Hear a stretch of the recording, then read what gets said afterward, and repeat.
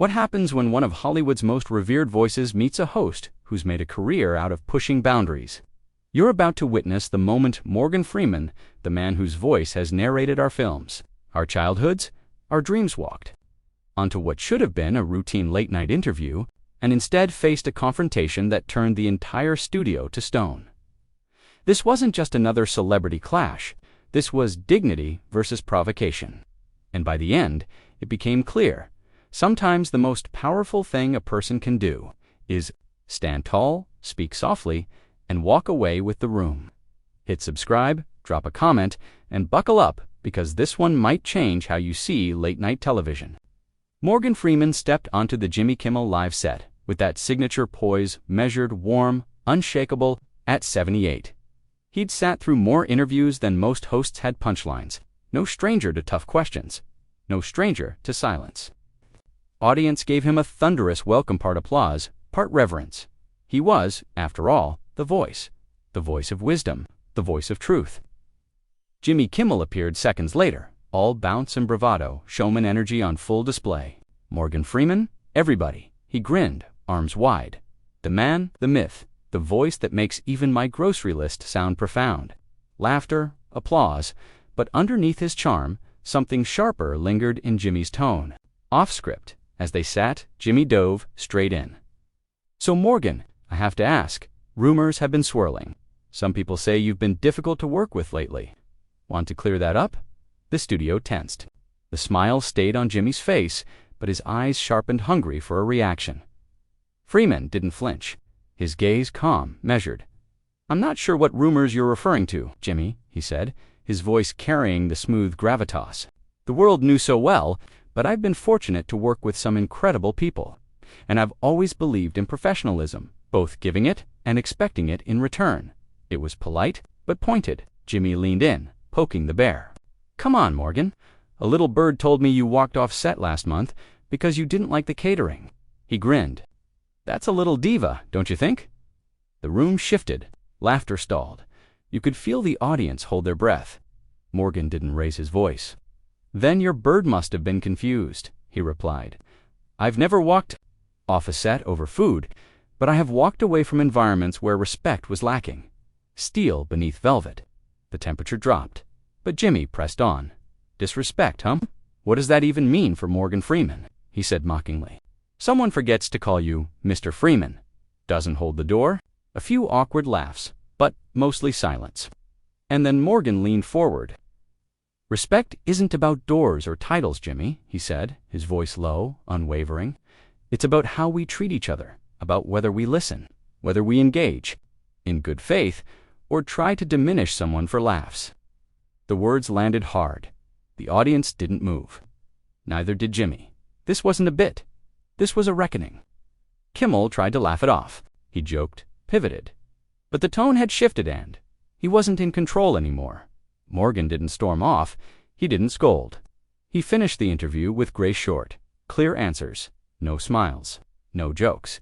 And when the time came, he stood, thanked the crowd, and walked off stage. Dignity intact. The room, silent. Jimmy, shaken. Clips of the moment exploded online. Morgan Freeman shuts down Kimmel with pure class masterclass in composure. He didn't raise his voice, he raised the standard. Critics praised it. Fans reposted it. And for once, late-night TV didn't end with a laugh but with respect. Morgan Freeman didn't come to play. He came to remind the world what integrity sounds like. You want respect? I invited you on my show. I'm giving you free publicity. Isn't that enough? Jimmy Kimmel's voice had risen, his usual late night. Polish, cracking just enough to reveal something raw beneath. Morgan Freeman didn't blink. His reply came in that unmistakable, voice-deep, deliberate, and suddenly heavier than it had ever sounded on screen. Extending an invitation doesn't entitle you to ambush someone, Freeman said, his tone steady but cold. Mocking your guests with rumors for cheap applause isn't journalism, it's spectacle. I came here expecting a conversation, not a takedown disguised as comedy. The air inside the studio thickened. The audience froze. Jimmy's producers were likely panicking in the control room, hovering between cutting to commercial or letting the moment burn. Kimmel leaned forward, doubling down. Morgan, come on. This is late-night TV, not a UN press briefing. People tune in to laugh, to see stars let loose. If you can't handle a few tough questions without getting all stiff, maybe you should stick to voiceovers where no one sees your face. Gasps swept the room. Even Jimmy looked like he regretted the words as they left his mouth. Morgan stood slowly, graceful, controlled, unbothered by the chaos erupting around him. I think we're done here, Jimmy. He didn't shout.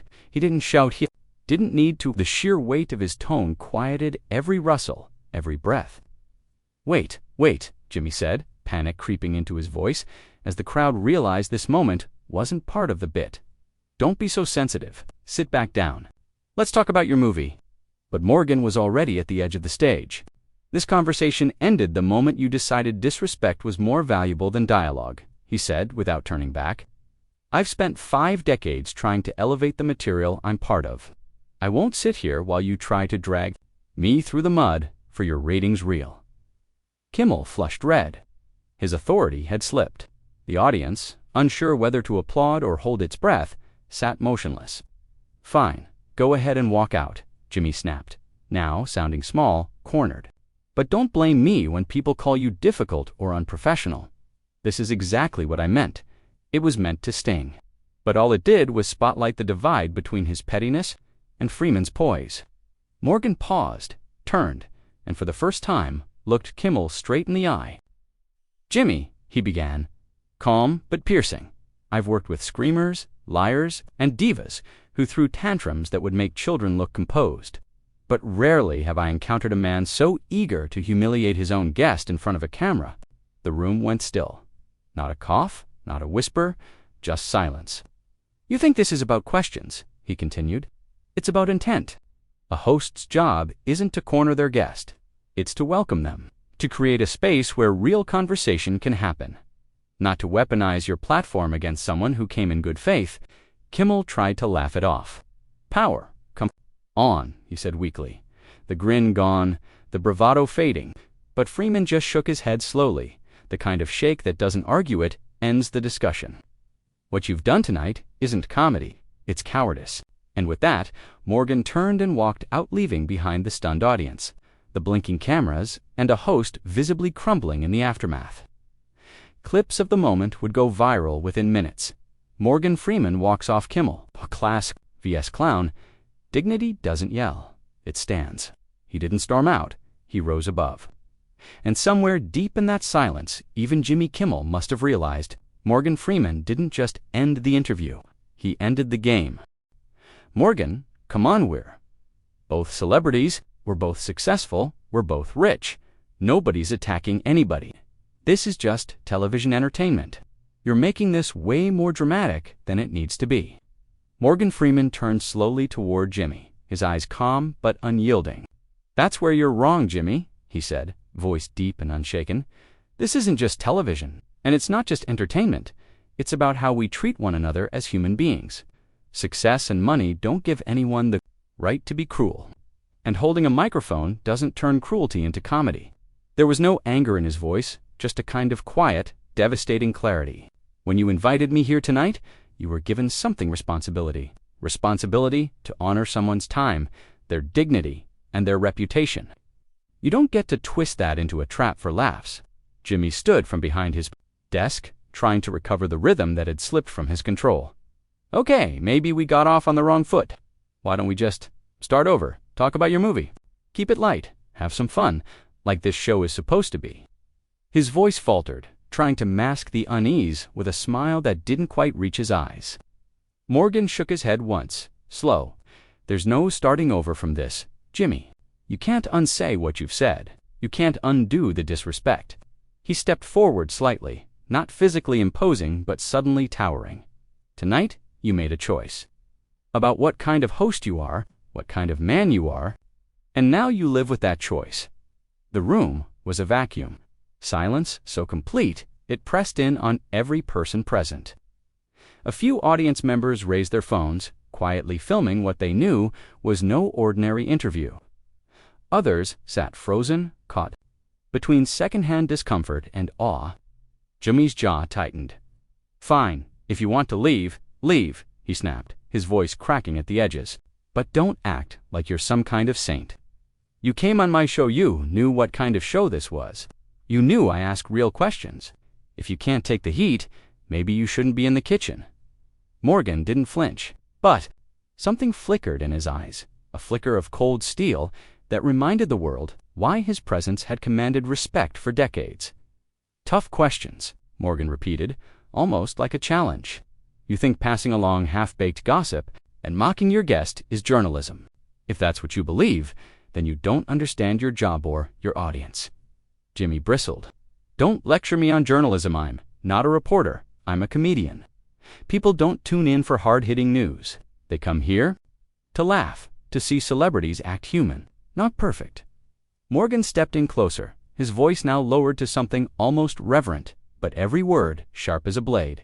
And there it is. You think belittling someone makes them human, that your audience comes to watch you break people down. That cruelty is comedy. He looked Jimmy dead in the eye. That tells me everything I need to know. Not just about this show, but about what you really think of the people who trust you enough to sit in that chair. Jimmy opened his mouth. No words came. His face, once full of late-night charm, had gone pale. He looked like a man suddenly aware of the ground shifting beneath him. The cameras kept rolling. You want to know what the real tragedy is? Morgan said, voice almost mournful now. You have a platform, a voice millions listen to. You could uplift, inspire, shine light where there's darkness. But instead, you've chosen to swing a hammer and call it humor. Jimmy's lips parted again, trying to rally. That's not fair, he muttered. I've done good things. I've had amazing interviews. I've helped people launch careers. You can't just throw all that away over one bad moment. Morgan's reply was soft but absolute. I'm not judging your entire career, Jimmy. I'm judging the man who stood in front of me tonight, who turned a guest into a target for sport. He paused, letting the weight of that land, mocking professionalism, turning pain into punchlines. That's not wit, that's weakness. The air conditioning hummed in the background, loud in the absence of laughter or applause. Jimmy's band shifted awkwardly in their seats. A producer peeked out from backstage, ghost-like. The illusion of control was gone. I came here tonight to talk about my work, Morgan said finally, to be part of something that once brought people joy, that used to mean something, but I won't be part of this circus you're running now, not at the cost of my dignity. Or yours. He turned, his exit quiet, unhurried but final. And as the crowd watched him leave, no one clapped, not out of disrespect, but out of reverence. Because Morgan Freeman hadn't just walked off a stage, he walked straight into history. Morgan's voice carried a sorrow deeper than anger, an ache that lingered long after the words had settled. Instead of a conversation, I found myself walking into an ambush, one designed not to enlighten, but to provoke for views, for headlines. At my expense, Jimmy leaned forward, reaching with words now rather than jokes. Morgan, please, just sit back down. Let's forget how this started. Let's have the conversation your fans deserve to hear. I'll be respectful. We'll talk about your movies, your career, anything you want. Just let's start fresh. For a moment, there was hope. Morgan looked at him really, and in that instant, the entire room held its breath, wondering if he'd accept the olive branch. But then he shook his head slowly. The motion final, irrevocable. The time for that conversation was the moment I first sat down. Jimmy, Morgan said quietly, you had your chance to be gracious, to be a professional, to be the kind of host your audience deserves. But you chose spectacle over substance. And now, we both have to live with the consequences of that choice. The words landed like a gavel, drop undeniable and permanent. The studio, once alive with laughter and applause, now felt more like a courtroom after a verdict. There was no walking this back. Jimmy's shoulders sagged visibly under the weight of it all. The polished persona, the playful late-night charm, had cracked. This wasn't just another off-script interview. It was a collapse happening live before millions. Morgan, I'm sorry. Okay, Jimmy said, voice low and tight. If I came across disrespectfully, that wasn't what I meant. Can't we just move on? Can't we reset? Morgan didn't flinch. His voice was steady, firm. Your intention is irrelevant when the impact is so obvious. When you choose gossip over insight, mockery over respect, and treat your studio like a courtroom. Where your guests are presumed guilty, what you meant doesn't matter. What you did does. The cadence in Morgan's voice was unmistakable, reminiscent of the gravitas he brought to his most iconic film roles. But this wasn't a performance. This was unfiltered reality, and the audience knew it. They were spellbound. Some filmed, others simply watched, stunned, witnessing a moment that felt unlike anything television had offered before.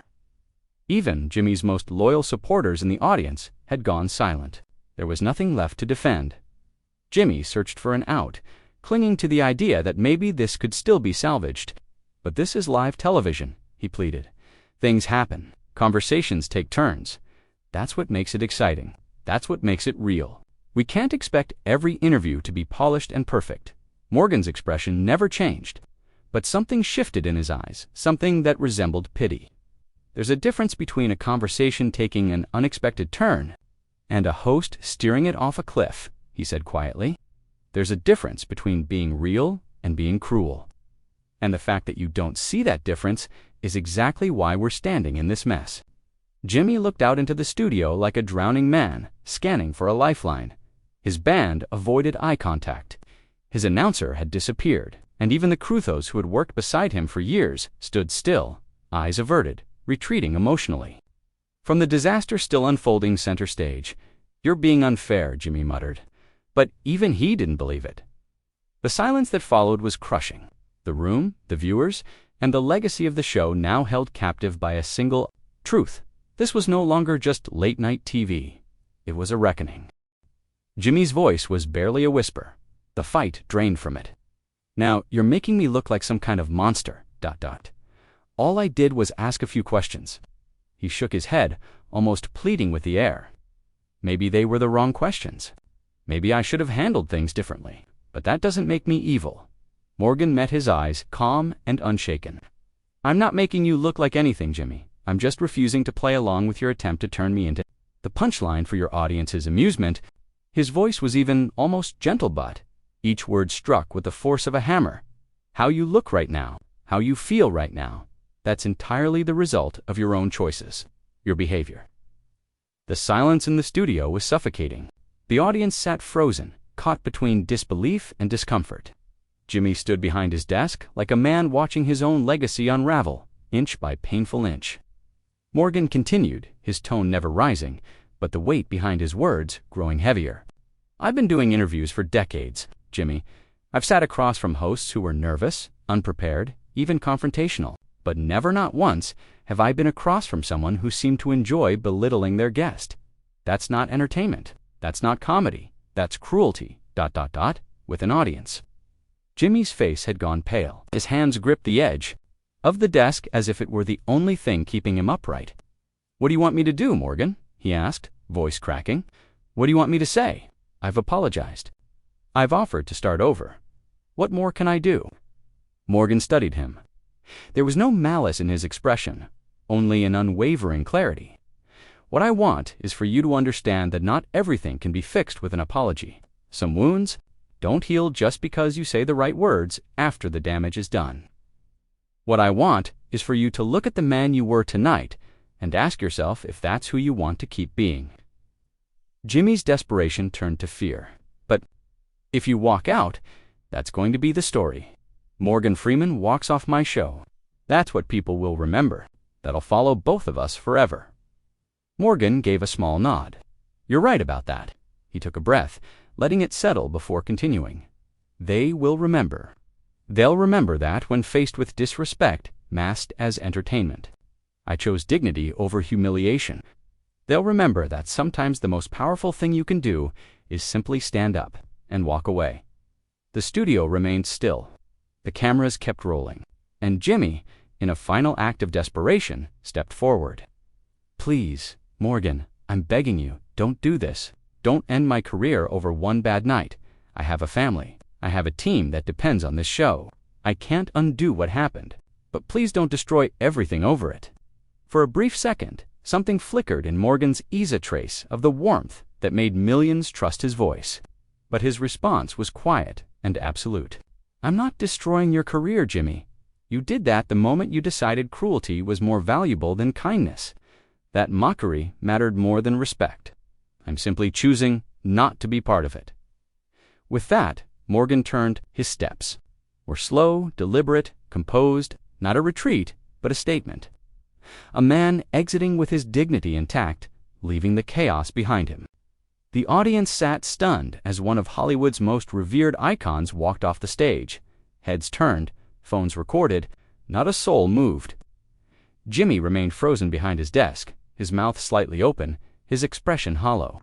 He looked like a man who had just watched everything he built collapse in real time. As Morgan reached the edge of the stage, he paused and turned back one last time. "To those of you who came here tonight expecting to be entertained, I'm sorry. You deserved better from both of us, but especially from your host." And with that, he was gone. Jimmy stood alone. The applause never came. No laughter, no recovery. Just the hum of the studio lights and the cameras that had captured every devastating second. For several long moments, he didn't move. Then, with the weight of a man fully realizing what he had lost, he looked into the lens. "We'll be right back," he said. But everyone watching knew nothing was ever going to be the same again. So, what did you think of this unprecedented confrontation? Have you ever seen a guest handle disrespect with such composure, such command? Drop a comment below. Should Morgan Freeman have walked out or stayed to salvage what was left? And don't forget to subscribe for more moments where masks come off and character is revealed for what it truly is.